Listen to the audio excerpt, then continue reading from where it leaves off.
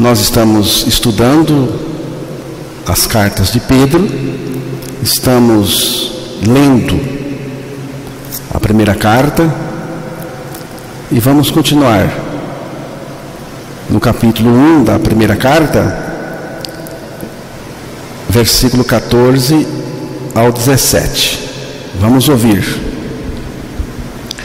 Como filhos da obediência, não vos amoldeis às paixões que tinhais anteriormente na vossa ignorância. Pelo contrário, segundo é santo aquele que vos chamou, tornai-vos santos também vós mesmos, em todo o vosso procedimento. Porque está escrito: sede santos, porque eu sou santo. Ora, se invocais como Pai aquele que, sem acepção de pessoas, julga segundo as obras de cada um, portai-vos com temor durante o tempo da vossa peregrinação. Que Deus revele a palavra ao nosso coração. No início do capítulo, no versículo 3, Pedro fala da regeneração. Ele diz que Deus, por sua grande misericórdia, nos regenerou pela ressurreição de Jesus Cristo dentre os mortos. Vamos ouvir. 1:3. Bendito o Deus e Pai de nosso Senhor Jesus Cristo, que segundo a sua muita misericórdia nos regenerou para uma viva esperança, mediante a ressurreição de Jesus Cristo dentre os mortos. O que é regeneração? Regeneração é a operação divina de nos fazer participantes tanto da morte com Cristo na cruz, como também da sua ressurreição. Na cruz, na morte com Cristo, nós perdemos a nossa vida ímpia, pecadora, pecaminosa. Cristo crucificou essa vida com Ele. Depois disso, o Pai, pelo Espírito Santo, ressuscitou o seu Filho. E nós fomos ressuscitados juntamente com Ele. Ganhamos a vida de Cristo, que entrou no lugar da vida que nós perdemos na cruz, na morte com Jesus. E muito mais, porque o próprio Cristo veio viver em nós a sua vida justa e santa. Já estou crucificado com Cristo, vivo não mais eu, mas Cristo vive em mim. Então, regeneração é uma mudança de vida, é uma troca de vida em cada pessoa que crê a sua morte com Cristo, a sua ressurreição com Cristo. A nossa vida foi substituída pela vida de Cristo. E a partir então da nossa regeneração em Cristo, dessa mudança de vida, Pedro exorta: como filhos da obediência, não vos amoldeis às paixões que tinhais anteriormente na vossa ignorância. Quem são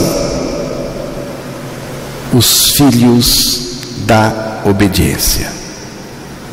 São aqueles que Deus, por sua imensa misericórdia, regenerou através da ressurreição de Jesus.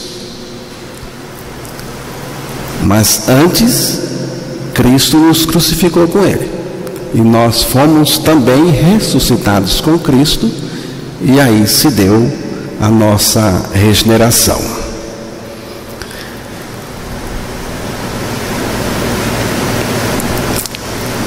foi pela obediência de Cristo.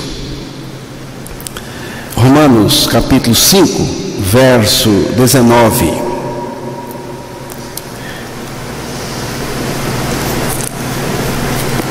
Romanos capítulo 5, versículo 19, diz assim: porque, como pela desobediência de um só homem, muitos foram feitos pecadores, assim, pela obediência de um, muitos serão feitos justos. Pela desobediência de um homem, Adão, muitos foram feitos pecadores. Você percebe o que é um pecador? Um pecador é alguém que está em Adão e nasce com a natureza de Adão, natureza adâmica. Em Adão está toda a história, desdobramento e também as consequências do pecado. A nossa experiência pecaminosa está unida à de Adão. Por quê? Porque foi pela desobediência de Adão que ele virou pecador e nós fomos feitos pecadores juntamente com ele. Quando o pecado aconteceu em Adão, ele aconteceu também na raça adâmica. Adão se tornou pecador pela sua desobediência à palavra de Deus, e nós fomos feitos pecadores nele, a partir dele. Então nós nascemos com a natureza caída de Adão, por isso pecadores. Todos foram envolvidos na desobediência e pecado de Adão. Irmãos, Adão não caiu sozinho. Ele caiu com todos aqueles que viriam da sua semente. A nossa vida natural, pecaminosa, pecadora, ímpia, perversa, veio de Adão. O que nós fazemos em termos de pecado está baseado naquilo que nós somos, daquilo que nós somos em Adão. O que fazemos é consequência do que somos em Adão. Em Adão somos pecadores por natureza. Em Adão somos filhos não da obediência, somos filhos da desobediência. Colossenses capítulo 3, verso 5 e 6. Fazei, pois, morrer a vossa natureza terrena: prostituição, impureza, paixão lasciva, desejo maligno e avareza, que é idolatria. Por essas coisas é que vem a ira de Deus sobre os filhos da desobediência. Ouviram o que a palavra de Deus nos disse nesse versículo 6? Por estas coisas, as coisas do pecado, é que vem a ira de Deus sobre os filhos da desobediência. desobediência em Adão. Depois, nossa própria desobediência por causa da natureza desobediente que herdamos de Adão. Você vê isso com toda a naturalidade nas crianças. As crianças gostam de desobedecer. Ela desobedece por natureza, porque é da natureza da criança. Agora, além da correção, precisamos dessa correção aqui, que é a correção que vai fazer a mudança na criança. Isso aqui vai de lambuja, tá? Qual é a solução para essa natureza rebelde e desobediente? Natureza de desobediência. A solução está em Cristo. Pela obediência de um, isto é, de Jesus Cristo, muitos foram feitos justos. Cristo nos colocou nele na cruz, e em Cristo nós fomos crucificados como pecadores, desobedientes, oriundos de Adão. Assim, Deus destruiu a herança maldita de pecado em cada um de nós. Cristo finalizou a vida adâmica, pecaminosa que recebemos de Adão. Uma vez em Cristo, nele nós continuamos,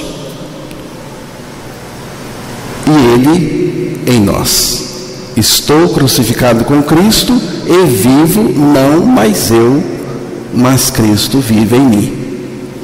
Agora somos filhos da obediência.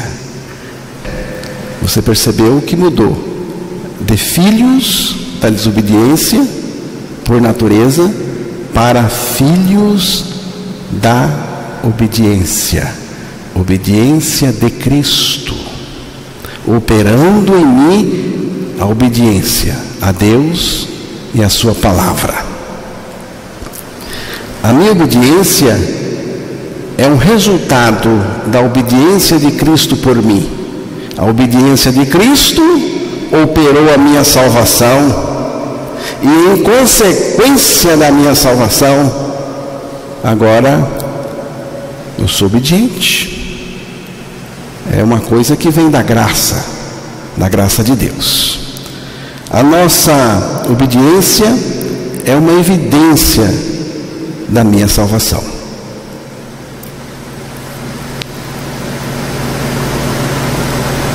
Como filhos da obediência, não vos amoldeis às paixões que tinhais anteriormente na vossa ignorância. Vejam aqui: não vos amoldeis às paixões. O que é isso? As coisas do velho homem, as coisas da velha natureza, natureza adâmica, pecaminosa, que tinhais anteriormente na vossa ignorância. Note a expressão que tinhais anteriormente na vossa ignorância. Tinhais significa que não tem mais. Tinha, mas não tem. Houve uma mudança. Que tinhais anteriormente na vossa ignorância. Temos aqui um antes e um depois da regeneração. Antes da regeneração de um jeito, desobediência.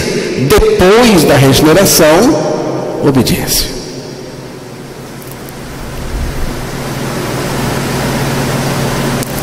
Antes era a condição natural da velha natureza. Agora temos uma condição inteiramente nova. A condição regenerada. A condição em Cristo. Porque Cristo é o novo em mim.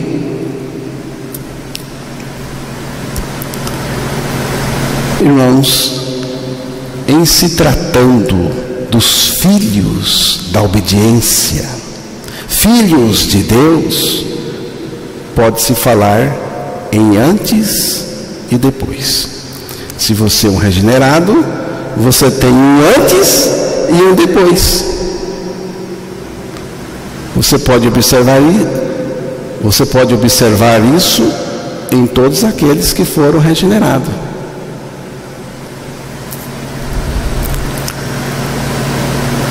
Quem nunca saiu da velha natureza pecadora não tem esse divisor na sua vida. Não tem. Mas eu já sou crente. Mas se não é regenerado, por mais bonitinho que você seja por fora, lá dentro está a natureza, prontinha para se manifestar a qualquer momento.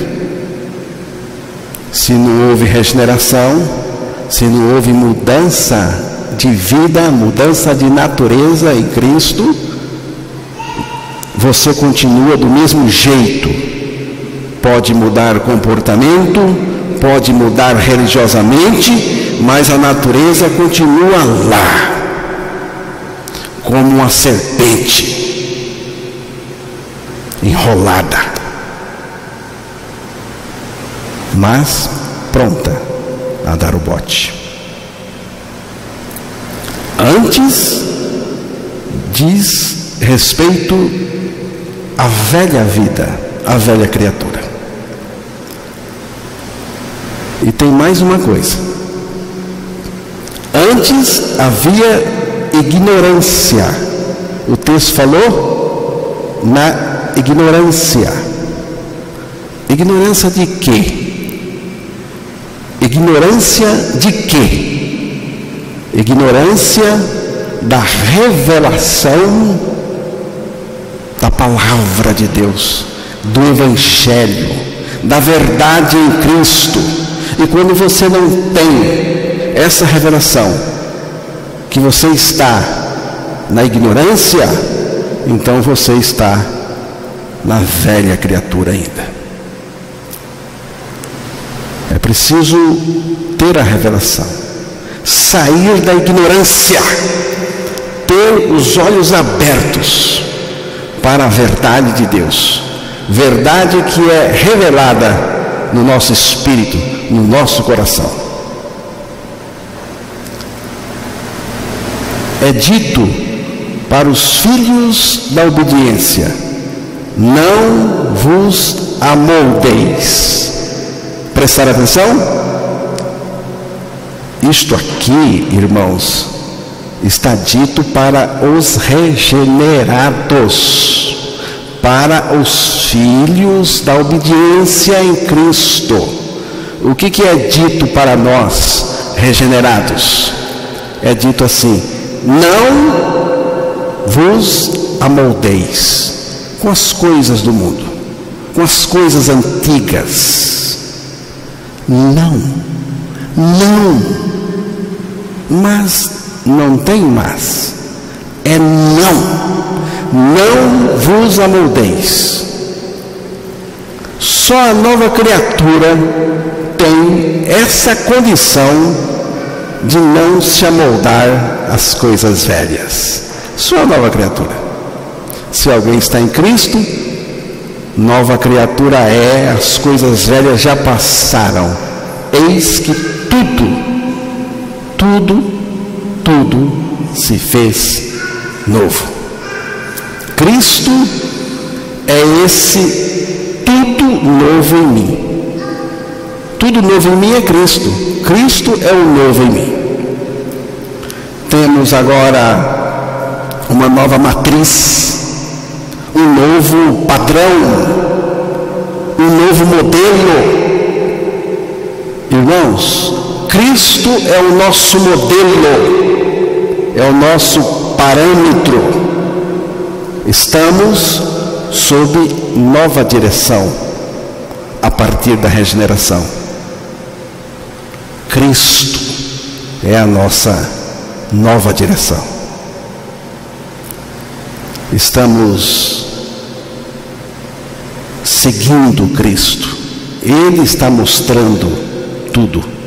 É Ele. As paixões do pecado que exerceram domínio no passado não dominam mais. Não dominam mais, irmãos. Romanos capítulo 6, versículo 14 e 15.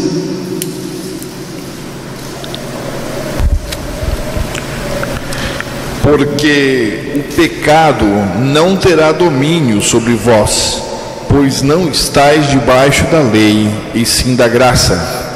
E daí, havemos de pecar porque não estamos debaixo da lei, e sim da graça? De modo nenhum. As paixões do pecado que exerceram domínio no passado não dominam mais. Pelo contrário, segundo é santo aquele que vos chamou, tornai-vos santos também vós em todo o vosso procedimento. 1 Pedro 1,15. Vamos ouvir aí também essa leitura.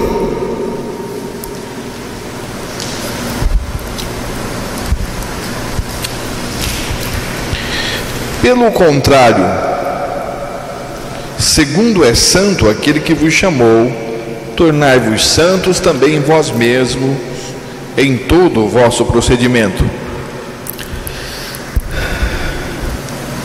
É uma santidade que abrange toda a nossa maneira de viver e proceder. Toda a nossa maneira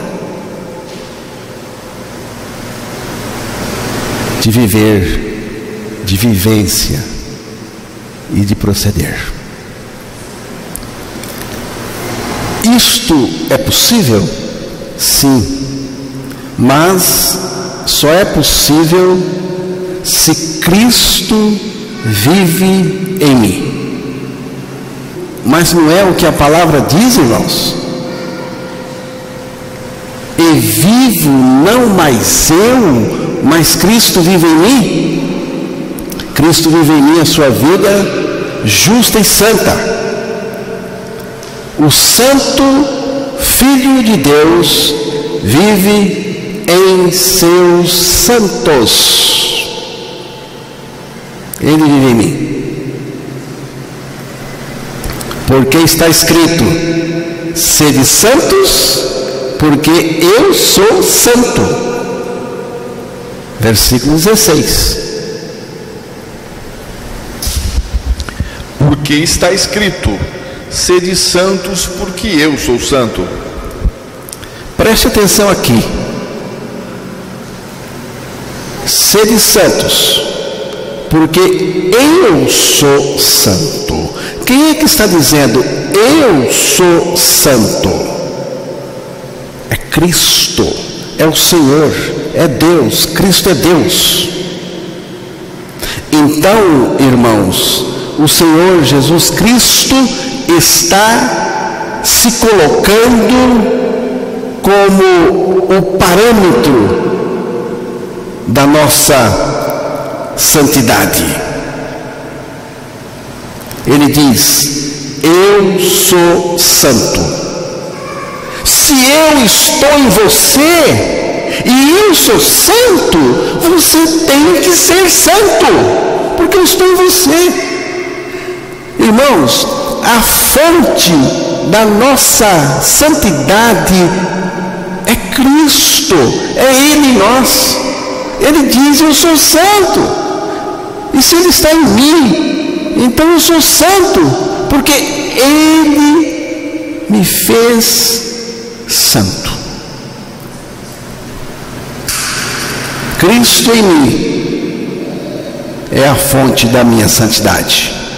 O esforço de andar em santidade sem regeneração é farisaísmo hipócrita, com religiosidade aparente, mas interiormente são pessoas pecaminosas e abomináveis. Sem regeneração não tem jeito, irmãos. Antes de sermos santos, precisamos ser regenerados em Cristo. Santidade misturada com pecado não existe. Para Deus, não. Santidade misturada com pecado, não. O significado básico de santificar é separar justamente do pecado. Santificar não é melhoramento da nossa condição de pecador, mas sim a remoção da nossa velha natureza através da nossa morte com Cristo na cruz. O santificar do Senhor começa com a salvação do pecado. Não tem jeito de santificar alguém no pecado. Se está no pecado, não tem como santificar. Então Deus vem com a sua graça maravilhosa, salva do pecado, tira essa pessoa do pecado, tira o pecado dessa pessoa. Agora sim, ela pode ser santificada. Deus nos salva do pecado e nunca em pecado. Você não quer misturar as suas coisas limpas com coisas sujas. Você não quer. Você não quer ter contato com uma coisa infecciosa. Você não quer. Deus também não. Deus também não. Porque Deus diz: sede santos, porque eu sou santo. Mas tudo se encerra em Cristo mesmo. Eu nele e ele em mim. Sem santidade não há filhos da obediência. Versículo 17. Ora, se invocais como Pai aquele que, sem acepção de pessoas, julga segundo as obras de cada um, portai-vos com temor durante o tempo da vossa peregrinação. Você é um filho da obediência? Um regenerado em Cristo? Pois bem, a exortação de Pedro é para você. Portai-vos com temor. A expressão portai-vos tem a ver com o nosso ser, com o nosso agir, com o nosso pensar. Aqui diz portai-vos. Mas esse porte ou esse procedimento só pode acontecer em Cristo.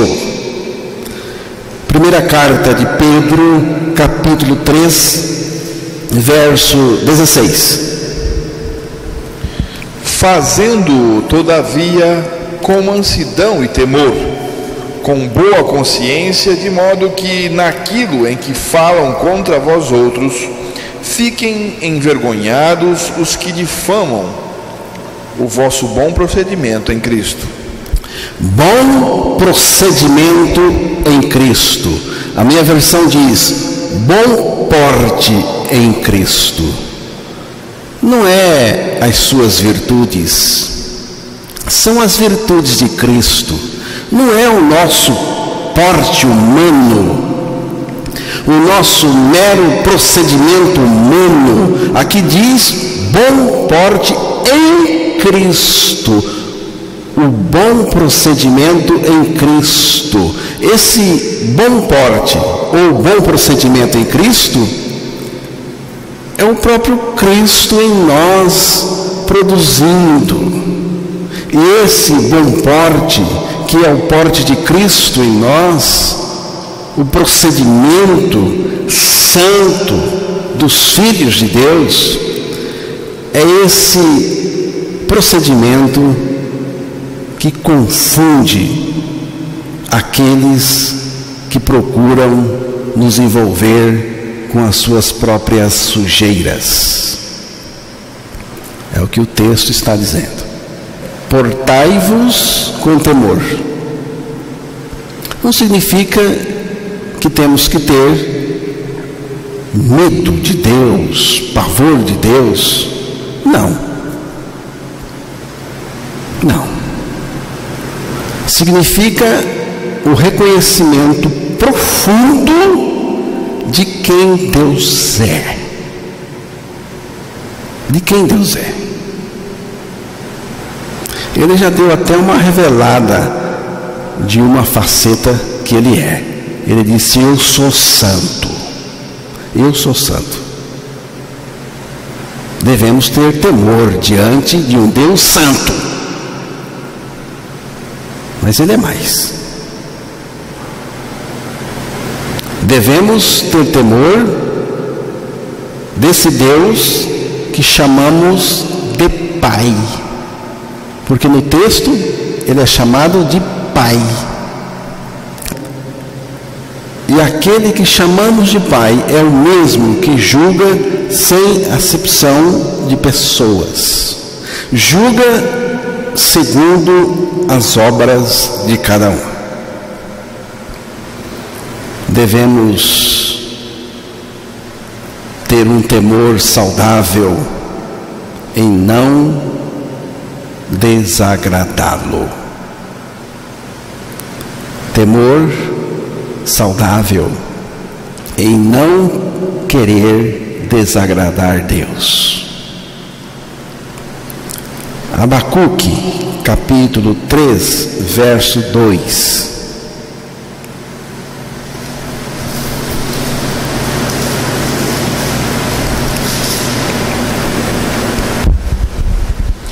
Tenho ouvido, ó Senhor, as tuas declarações e me sinto alarmado. Aviva a tua obra, ó Senhor, no decorrer dos anos e no decurso dos anos. Faze-a conhecida na tua ira, lembra-te da misericórdia. Essa oração ainda está sendo respondida, porque ela está sendo respondida hoje, porque a obra de Deus está sendo conhecida, a obra do Evangelho. Ouvir, começa em ouvir a palavra de Deus. Ouvir, Senhor, a tua palavra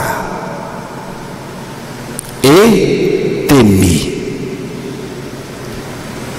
Você teme diante da palavra de Deus? Você, quando ouve a palavra de Deus, você teme e treme diante dela? Ou é mais ou menos como você lê o jornal, a revista Veja, Isto É, Época?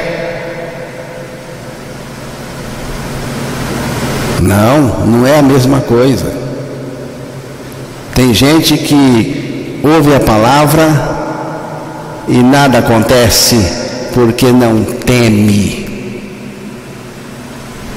Ouvi, Senhor, a tua palavra e temi. Esse temor saudável. Aviva. Prestou atenção? Onde é que acontece o avivamento em uma pessoa? Primeiro, ouvir. Começa com ouvir. Ouvir a palavra. Sem palavra de Deus não tem avivamento nenhum.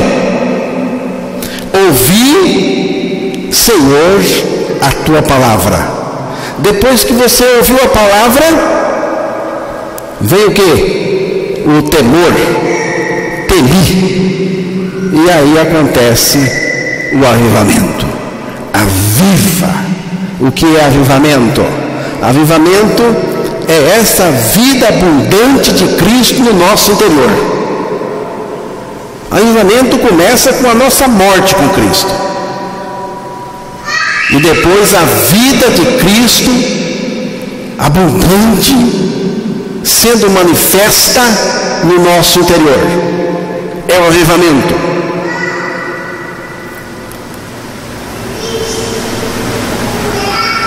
E diz assim: ó Senhor,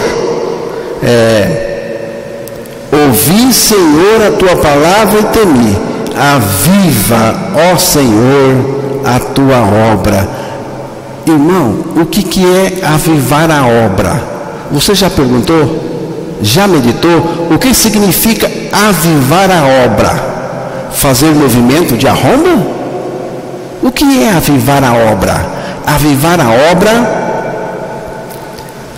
é a regeneração das pessoas, é a morte com Cristo e a vida de Cristo nas pessoas. A obra de Deus são pessoas que Deus salva pelo Evangelho. Ouvi, Senhor, a tua palavra e temi. Aviva, ó Senhor, a tua obra no meio dos anos. No meio dos anos faz-a conhecida. Um avivamento que não apaga, que não morre. Avivamento pelo anúncio da palavra, pelo ouvir a palavra, pelo temer a palavra, pela vida de Cristo no nosso interior. E tem mais uma coisa. O último aspecto que vamos comentar com os irmãos. Lá no versículo 17 do capítulo 1 de Pedro.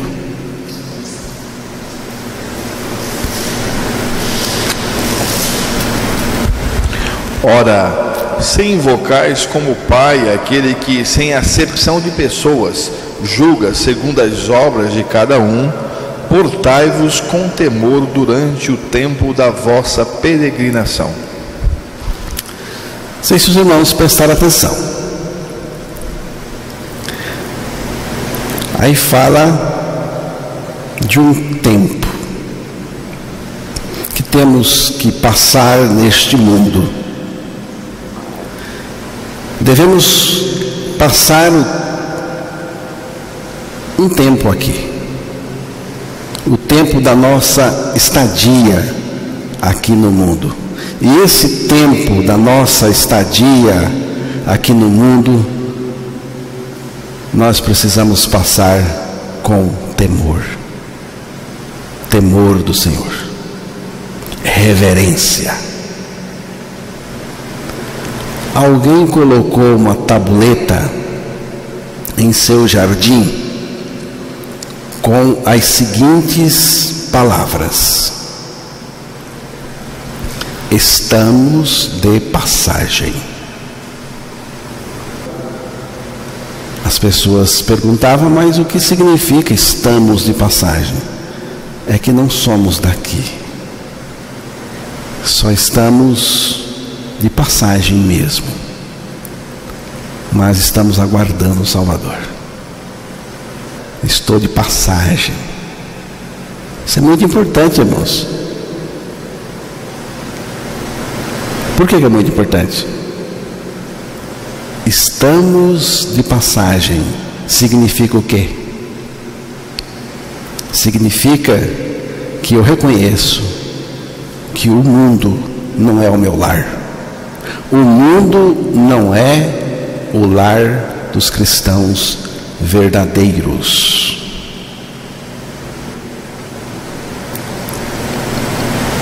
Não devemos nos acomodar como se fosse a nossa residência permanente. Não é, irmãos. Também não devemos imitar o comportamento dos cidadãos deste mundo. Não devemos imitar.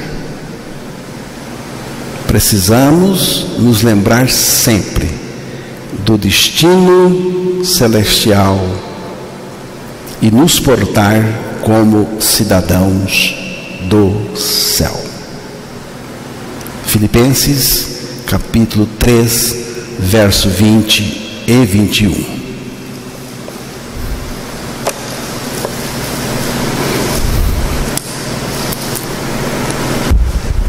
Pois a nossa pátria está nos céus, de onde também aguardamos o Salvador, o Senhor Jesus Cristo, o qual transformará o nosso corpo de humilhação para ser igual ao corpo da sua glória, segundo a eficácia do poder que ele tem de até subordinar a si todas as coisas.